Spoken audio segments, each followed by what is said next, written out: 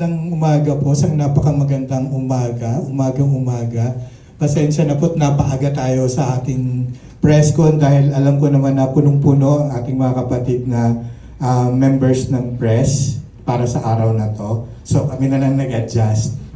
Ayan, kasama din po sa si Joel Ray Carcasona from Cebu. Ayan, nalitan na lang natin. And ang ating mga bida ay si Joy Ras. Siya po ang gumanap na Ana Formantes at si Tads Obak sa role ni Tony Faraon. Of course, si Miss Bambi Rojas, if you know Bambi Rojas from her time during sa GMA, sa ABS Child Star po siya dati. Tapos naging nurse at ngayon sa kanyang pagbabalik bilang nurse Rita. Ayan. Tapos of course, ang Siglo ng Kalinga ay base rin sa inspirasyon ng buhay ni Anastasia Heron Tupas. Siya yung siya ang founder ng Philippine Nurses Association o yung Filipino Nurses Association noong 1922. So, ang Philippine Nurses Association ay nagdiriwang ng isang siglo ng pagkakatatag last year, no, September 2022, so 100 years na siya.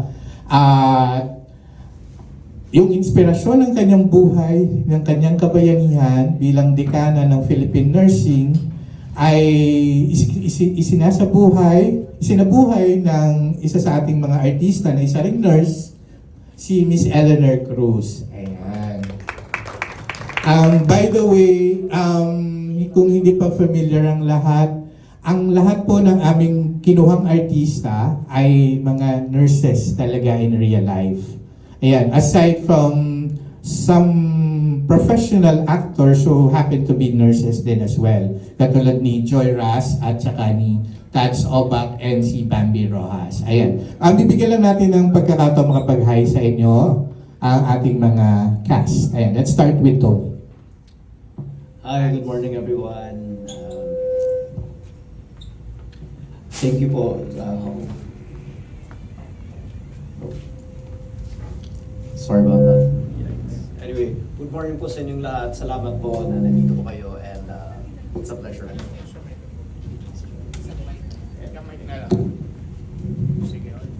Hello.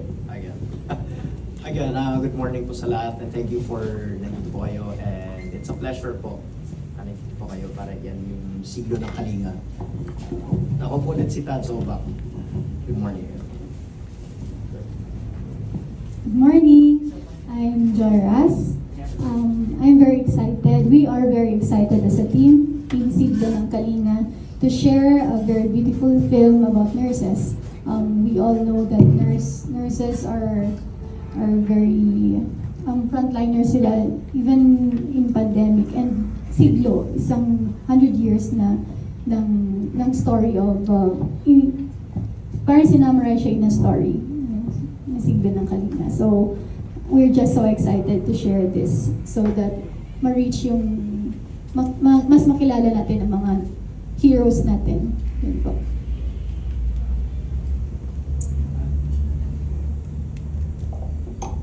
Hello, good morning po. I'm Andrew Samson, one of the best friends of the main cast sa story. I would like to thank all of you present here, and I would like to say thank you to all na nandito dito ngayon at para i-share din namin yung experiences namin in and out sa movie na. Hi, good morning everyone. I am Joel Ray Carcasona. Ako ang gaganap bilang Code Blue leader, so I'm one of the doctors in the film. And I'm very thankful to the production for including me. This is my first film ever, and thank you guys for coming here. Good morning everyone. My name is Bambi Rojas, and thank you everyone.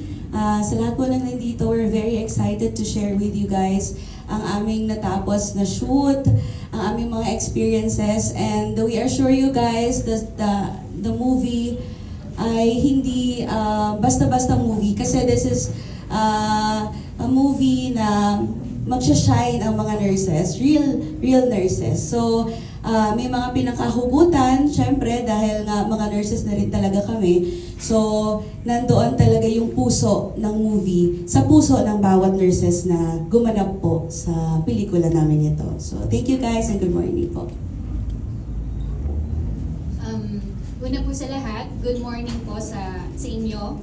And thank you po sa pagpunta for coming in this event to help us promote our movie.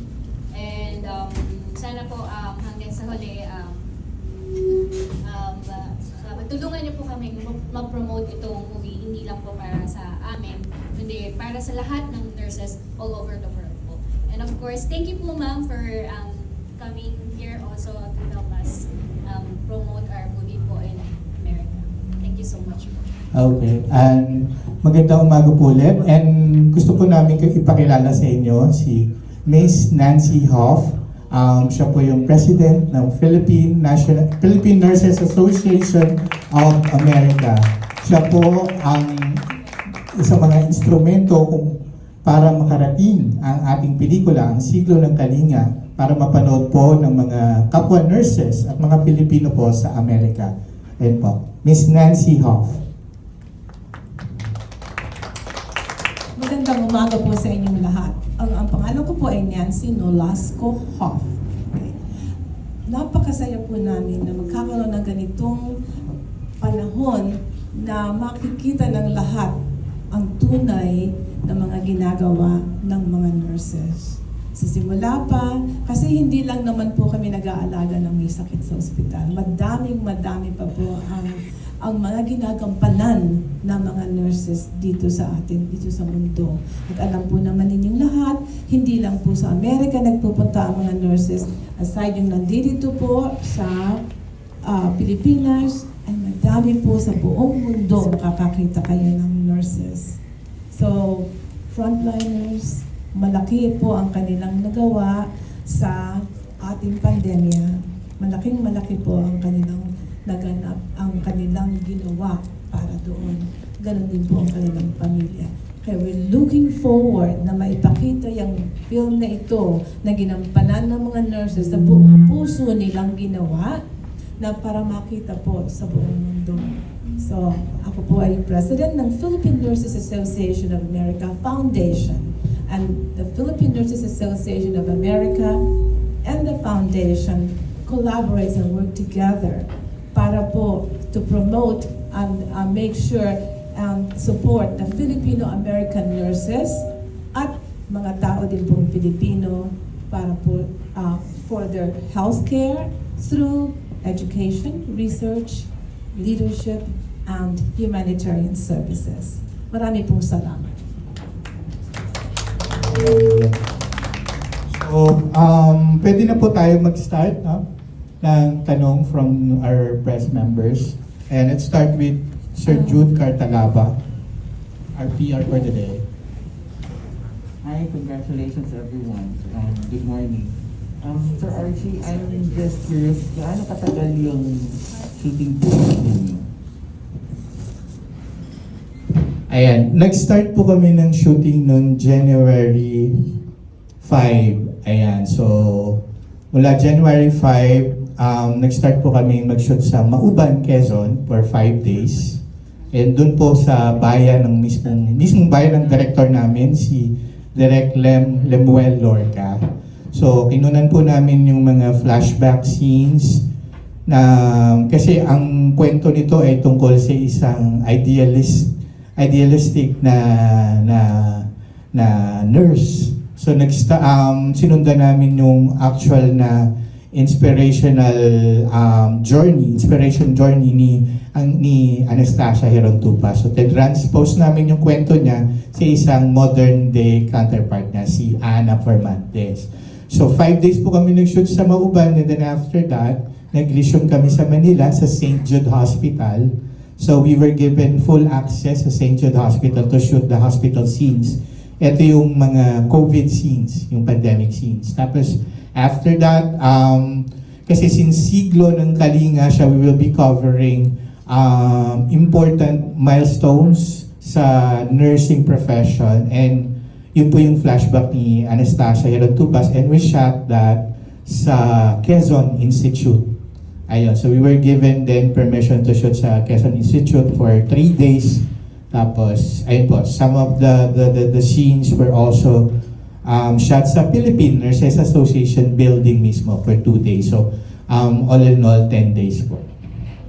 You mentioned kasi na you auditioned all nurses cast. So, how long did it take for you to find your cast? Ayan. So ako rin po ang nagpa-audition via Zoom. So inabot po ako ng a month. So may halos 500 na nurses, actual nurses, na gustong mag-artista, na gustong ganapan yung mga hero nurses natin. Kasi yung mga characters nila are actually based on real life people, real life nurses.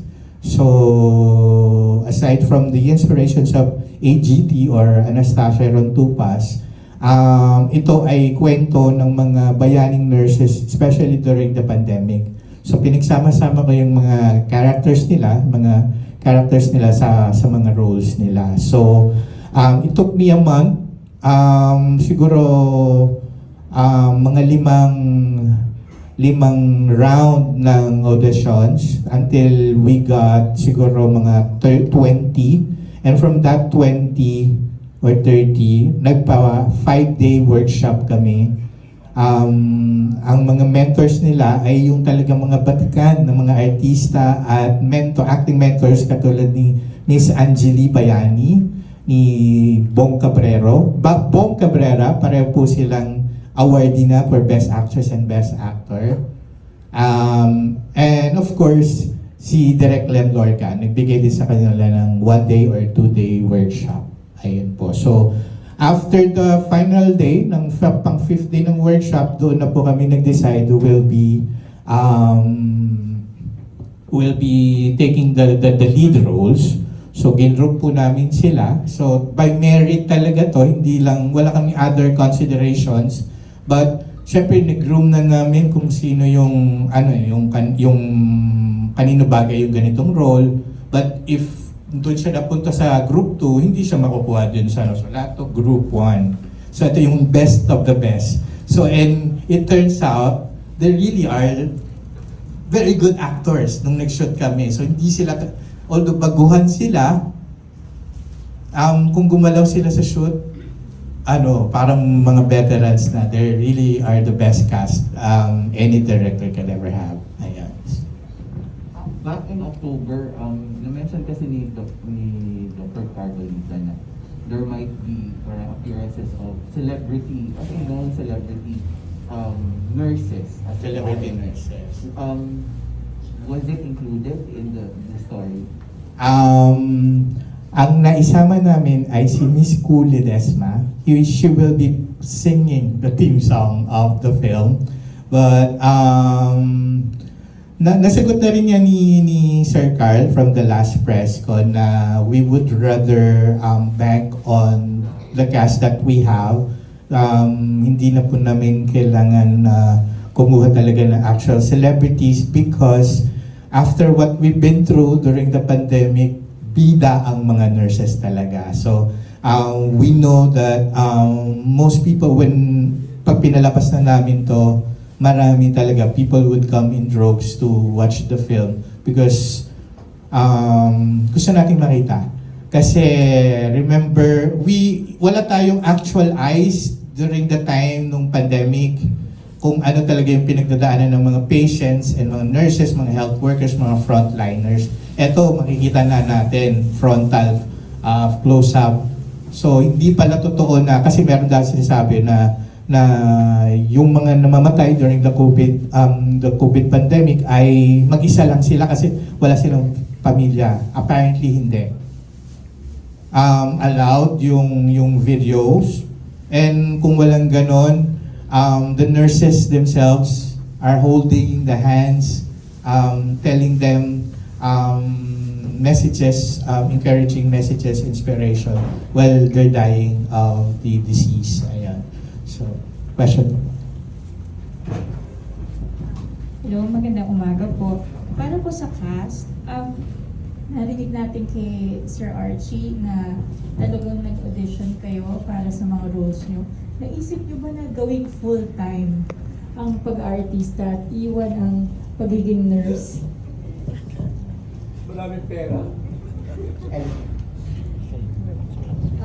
If given a chance naman po, why not? Pero sa ngayon po kasi sa puso ko parang I'd like to come back as a nurse again for para makabalik sa service, makatulong naman sa mga co-nurses namin.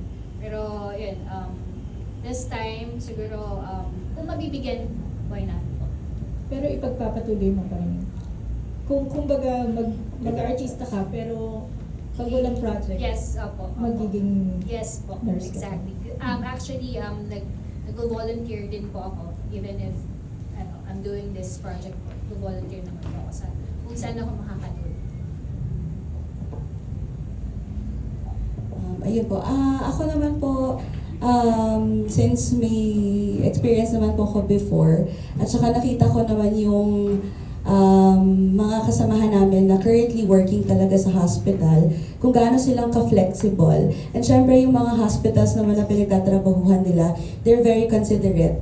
Pagdating po dito sa movie, since nga i-showcase natin yung buhay ng mga nurses. So, nagagawa naman po ng paraan. So, kung halimbawa na makapag-work ulit ako as a nurse, siguro pwede naman na makapag-artista din. Kumbaga, hindi naman siya buong taon kang artista eh. So, kung kaya naman pong maregluhan yung schedule, why not? Siyempre, ang puso ko, bata pa lang ako, gusto ko na talagang mag-artista. So, kung mabibigyan ng pagkakataon na magtuloy-tuloy, ay napakalaking blessing po yun.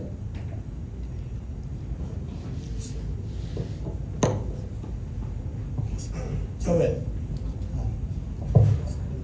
For that question, I think it's easy for me to answer that question because currently I'm not working in the hospital setting, but I am a nurse by profession. So as what Zamir said, it's all about flexibility. If you can manage to do two things at the same time, and also if we're given a chance to have this, to be good in acting industry, then we would definitely grab it. And I'm actually planning to transfer here soon, in Manila, kasi madaming racket if we compare it sa Cebu.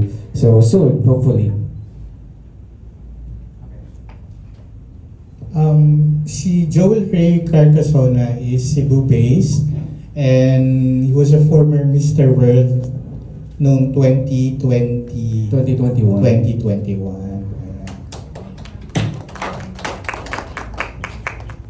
Sino pa? Siguro tanungin natin si Ma'am Nancy. Miss Nancy, ano po yung mga so far yung mga napag-usapan regarding po sa pagdadala ng Siglo ng Kalinga sa Amerika? Ano po yung mga initial plans? Kasi nga, kaya hiningi ko, kasi babalik na ako sa Amerika sa isang linggo. So sabi ko, I want to make sure and start promoting this film kasi madami kaming conferences, regional conferences ng association. So kung hindi man pwede nang anuhin yung film, masasabi namin na yun ay darating. Para ang lahat sila, yung mga hindi naka-attend ng aming conference dito sa Pilipinas, ay magagawa yun. So, ngayong April, meron kaming conference sa Maui. So, we will do whatever is available in order to market this film. Tapos yung sa July, meron kaming national conference na gagawin sa nakalimutan ko na kung saan namin. Sa New York. It's going to be in Florida, which actually is going to be a cruise. So doon din, ipopromote. Kasi, 4 regions kasi ang Philippine Nurses Association. And we have 54 chapters. And so each chapter has many members, and many members have families. So, at saka marami din sa kanila, ay leaders ng community. So it's not just the nurses who will see this because the nurses really know what we do and the things that were done by them, the sufferings and the sacrifices that they did, and some lost their lives. 30% of the people who died in the pandemic are Filipino nurses. So that's a big percentage of us. So sinabi ko nga kasi meron kaming we call project na sinimulan namin nung magsimula yung pandemic, which is called Heal Our Nurses. Kasi noon nakita namin na hindi lang nila kailangan physical health tsaka yung for yung kailangan nila, but the emotional health, the mental health. And that's what we're doing now. We did resilience projects for them, as well as now we have para bagang mga ano ba tawag doon? It's they get together and talk about it, parang group.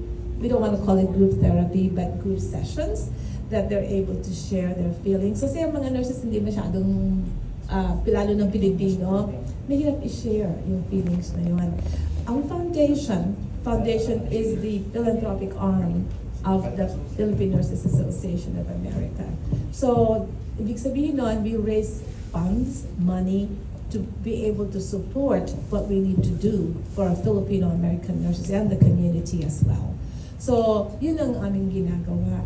So, that's one way. So, first to promote it, then to show it, and not just per chapter, hopefully, our plan. That's my plan. I should say it's my plan because we learned about this whole thing while we were here. So I need to also present that to the other people, but I'm pretty sure that everyone will support it because yung nandito supportado ito. So yun ang aming gustong gawin. May bilang po ba kayo approximately kung ilan ang mga Filipino nurses sa United States? Okay, there are about out of the so many million nurses, and hundreds of thousands of nurses in the United States, only 4% of them are foreign educated, and half of the foreign educated nurses are Filipinos, approximately 116,000. Kaya akala ng lahat, ang dami-daming Pilipino doon. It's only 116,000 Filipino nurses in the whole United States out of the hundreds and thousands of nurses. So, makikita nila sa ibang states, mas madami. Siguro, mas madami. Pero sa iba, kulang na kulang. Pero makikita mo may Filipino nurses kahit saan ka pumunta. Yun ang ano. And noong sa aming, is it okay for me to say more? Okay. Noong ginawa naming conference sa Vegan, this last January 21st and 22nd, one of our speakers told her story. And her story is about her experiences and how her life had turned from being a nurse, from vegan actually, it's where she graduated, to now where she's at. And then her last sharing was about when she was in UK, because she went to UK because she's a speaker. She does a lot of sharing of her expertise, and she said that she was around taking selfies, and then this one British woman approached her and said, "Are you a nurse?" Kasi selfie din siya. Sabi niya, "Yes, I am." Sabi niya, "Are you Filipino nurse?" Sabi niya, so, "Yes, I am. You know, I go to the hospital often, and I always pray that I get a Filipino nurse." That was just so touching. It made me cry. That's because it was so touching that the nurses, and not only Filipino nurses, are really, really cherished by a lot of people. Ladies and gentlemen, may we present to you the executive producer, the owner, the CEO of Dr. Carl Balita Productions, Dr. Carl E. Balita himself. Thanks for coming. Sorry I'm late. Traffic is terrible from Fairview. Though, yeah, I'm very excited about this film because you have to realize this film is coming to us in the time and age when we're losing nurses in this country. That's very important to us, that statement, because not because nurses don't want to serve the country, but because the world offers irresistible offers to them. And number two, I don't think we are giving them more reasons enough for them to stay. The solution we see around is, increasing the supply But come to think of it, the more we increase the supply, the more we actually export them. There's nothing wrong with that. We want them to be there. But we will take care of our Filipino people. There are great nurses there. Nancy can attest to that. They have great potentials to excel there. But the issue is who will be left to us. So this film is coming in that age and time when Filipino nurses again are so in demand, and we have to touch the hearts of these nurses to consider staying, and the society in general, the Filipino society in general, to reconsider, to reconsider giving more reasons for nurses to stay. And this film is mirroring to the public the heroism that they never saw during the time of the pandemic. Not even the media saw it, because the media were not even allowed to get near hospitals. But this will give you the eyes and the ears and the goosebumps of the setting that happened in the hospital, especially during COVID. But of course, this is not about nurses in COVID. No, but this is about the same problem that was when Filipino Nurses Association was founded 100 years ago, that persisted up to now. And it may be sad to realize that the problem still remains. But there's hope that the nurses since then up to now are still dedicated to be there. And this will make every Filipino appreciate the heroism of these nurses that they have romanticized so much. They were called heroes, but they were not given their allowances on time. They were called heroes, but when they quarantine, they don't get paid. They are called heroes when actually their job position is contractual or job order. So bad, so sad. And this is not supposed to be what heroes should be getting. Probably the reason why they opt to leave their families and their beloved countries for greener pastures, because out there they're so valued. And this film is coming to us at the very moment when even the best hospitals would have half of their nurses leaving day in and day out. And we are now actually so concerned because the Filipino patients may be left in the hands of technicians, not of nurses. In fact, I'll have a press con on Friday on this. It's very sad. It's a very sad reality that at the age and time when the heroes saved the day out of COVID are the broken and dead heroes that we continue to neglect, at least in this country. And they say that the Filipino nurses are the best for the Filipinos and the choice of the world. And we cannot be the best for the Filipinos if we will be choosing the world instead. So that's the message of this film. This film, kukurti niya lalo na yung mga namatayan ng COVID. Hindi nyo nayakap yung pamilya nyo, yung kapamilya nyo, yung kaibigan nyo, hindi nyo nayakap yun. Pero itong mga nurses na ito, nayakap nila yun, naawakan nila yun. Umiyak sila, tumangis sila kasama nyo. Pagkakaiba lang kasama niya, kasama namin yung mahal nyo na hindi na kayo nagkaroon ng pagkakataon. So this is the message of the film. It's the heroism and the hope that they deserve what they deserve, which is society giving regard to what they do.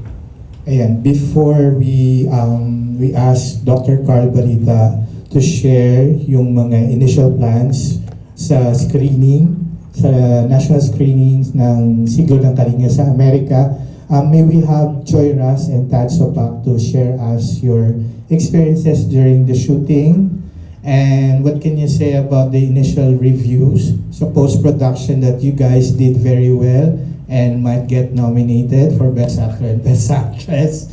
And then,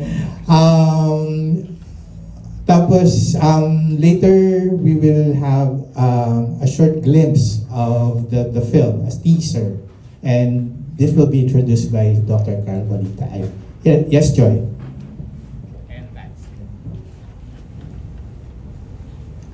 this project came to me when I was bald hair. And it's an answered prayer. I've been in the industry for like,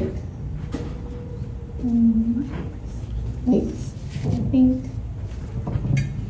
think Sir Archie recalled it to me. It's like 15 years, and I haven't have a role that in the lead role. And I'm very thankful for Sir Carl, Direct Len, and Sir Archie for the opportunity, the trust, especially. And I feel like God prepared me for it because I've been praying for it, and it was not an easy task to carry the role of Anna. I was praying for it like Anna means grace, and I am means God. When I was told na you might you're called back, I declared it to God na can I be Anna, Lord? Then I got the role, but I was so afraid because ang bigat ng role ni Anna. And during the shoot, I was so nervous. Then I realized that it's not my battle alone. Every team member, one energy kami, like one team. Kasi when I talk to nurses some real nurses na they even don't have the line, pero like may part doon na I was parang nag-walling ako. Tapos, Lord, I don't know how to walling. When I'm depressed, I don't wall. Hindi ako nag-walling. I might do comic acting of it. Then, sabi ng isang friend ko na ang role niya lang doon sa scene is to pass by. Tapos sabi ko, Lord, I need that energy of walling. I don't know how to do that. Ganun. Then, when I talked to her, she really experienced that walling when her father died. And like, I was in goosebumps that, isang energy kami as a team na we all have contributed a very big part. I'm just so amazed how God intervened and bring light. I feel like this movie is about healing, not only to people, especially nurses, because they're very strong. They wouldn't let you know that they're undergoing so much pain. Yeah. Yun lang po. Thank you, Joy. Sa akin naman, yung experience ko sa film, working actor ako. And when I saw Kuya Archie's post, sabi ko, tapos nakalagay doon, prerequisite dapat at least nursing graduate. And since RN ako, well, I passed the board exam, then after passing the board exam pala, nag-acting na ako. Anyway, going back, when I saw Kuya Archie's post, sabi ko, RN ako. So nag-submit ako ng audition, and then yung call back, and then just to cut the story short, yung nasa shoot na kami, I have a wonderful cast members. Kasi syempre, hindi ako na-practice as a nurse, and make sense na doon na yung sa like doing CPR. And of course, ang tagal na nun since nag-college ako. So refresher course. So I asked my co-actors, how do we do it properly? And while doing those like the CPR, like those ER stuff, talagang newfound respect for nurses. Kasi sabi ko, kahit inaarte namin, although with consultation, the proper way of doing it, and anyway, nasabi ko newfound respect for nurses kasi isip ko, we're just acting and yet sobrang nakakapagod. Talagang sabi ko, dapat ipakita to. Kasi hindi talaga biro yung ginagawa ng mga nurses. Most especially nung ngayong pandemic. Talagang, sorry, I'm not afterwards. Na-recall ko na yung scene. Talagang, how to say this? Pakita sa mundo. Like, nurses are really heroes. Hindi lang sa pandemic, but sa buong nagkataon na talaga ng pandemic, frontliners sa mga nurses. Sila kumbaga yung Marines, frontline, to attack this invisible enemy. And again, hopefully na mapaano natin yung pelikula, yung siglo ng kalinga sa mundo. Para mapakita talaga kung ano yung nangyayari. So, again, thank you po. And good morning.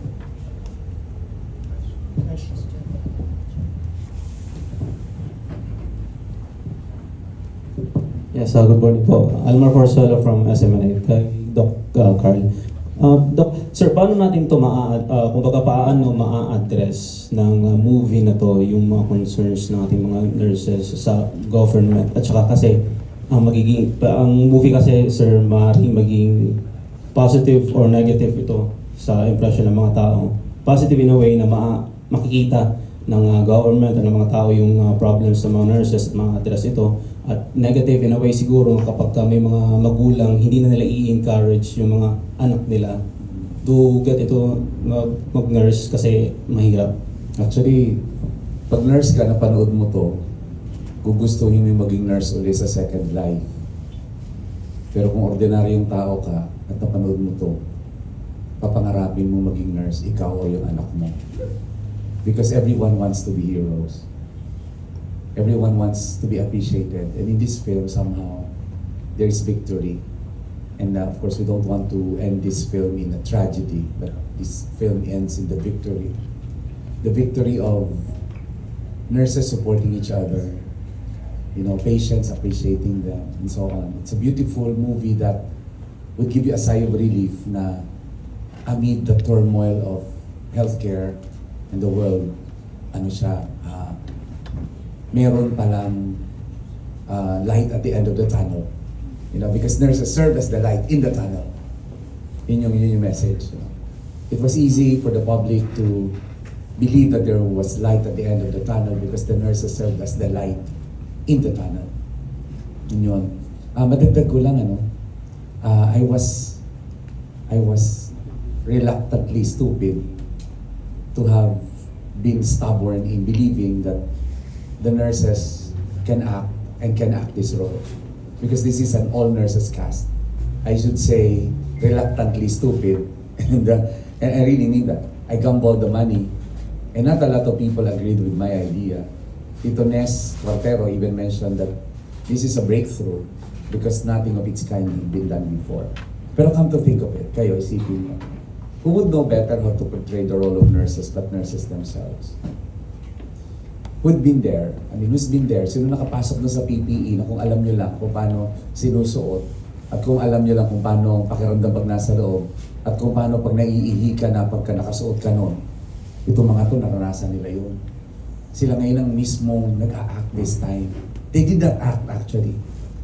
They just did what they do and that they knew what to do. Kaya ito technically correct, technically appropriate, pero creatively done because I have the best creative team to have done it. And sir, I'm taking the risk if there will be negative implication because parents wouldn't want their children, beloved children to be there. I think there will be more who would actually want even to become nurses. And by the way, maraming nurses ang wala na sa nursing because of the oversupply in the past. Maybe after watching this film, just like them, you felt it.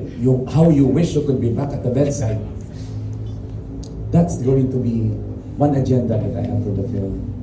And I think seeing them in the shoot, seeing some raw output, I'll tell you guys, there's a genius in the idea that allowed nurses to be in the scene. In the film. And by God's design, mga veteranong actors and actresses pala na never had a chance.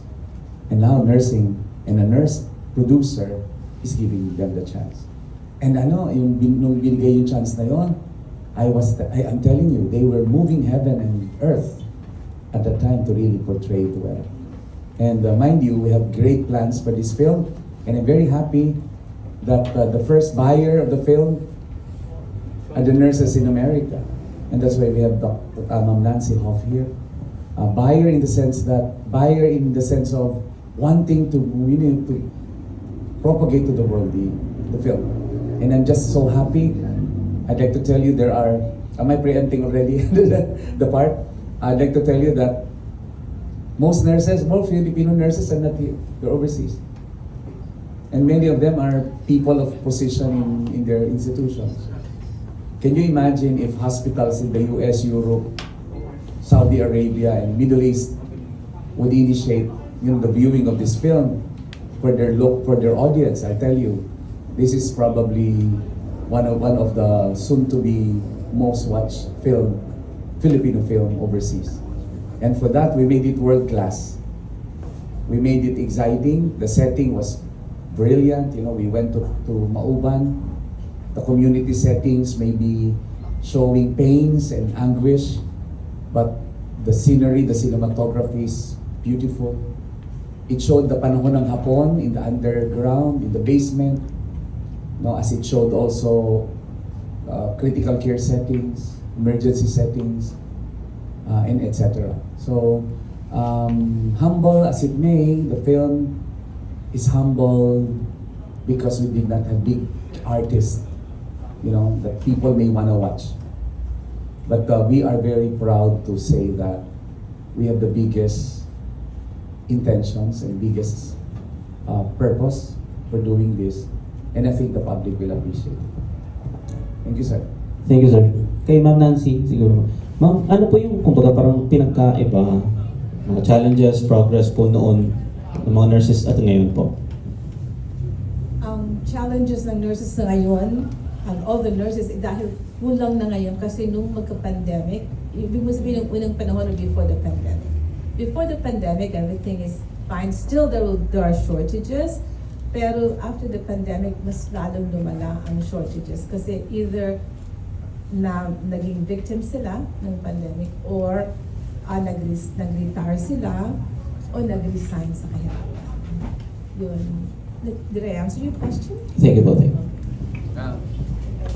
To add up to that, the difference in the past is that the healthcare demand now is very high. Number one, the world is aging.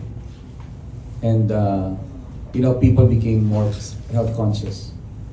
And the health demand, not only in the Philippines but in the world, increased.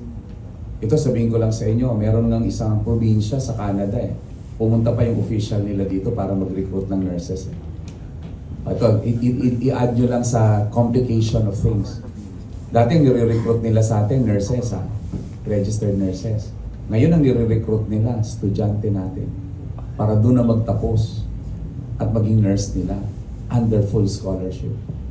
O may isang bansa, yaman-yamang bansa, nagbigay ng 1,000 scholarship sa Pilipinas kasi pagka-graduate, batang yun, pagkapasa sa board, diretso na doon sa bansang yun. Itago na lang natin sa kapitbahay nating pinakang mayaman sa ASEAN. See? Think about it. Yun yung threat. Ngayon, kayo pag na-hospital kayo in the future, baka yung isang ward na malaki, isa na lang ang nurse doon, tapos puro mga health technicians na lang ang pupunta sa inyo. O baka mamaya robot na nga lang. Pero where is care? We studied nursing for 4 years. We took reviews and we took the board.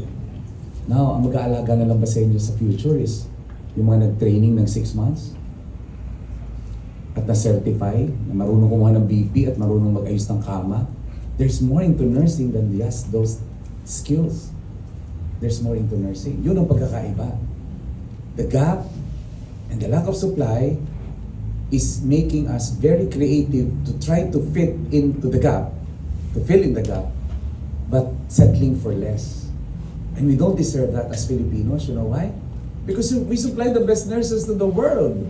Why are we getting the least or the less quality of what we can offer? Kaya yung mga natitira, lagaan natin. Yun yung message ng film. Yun ang gustong kurot sa puso ng film na yun. Thank you.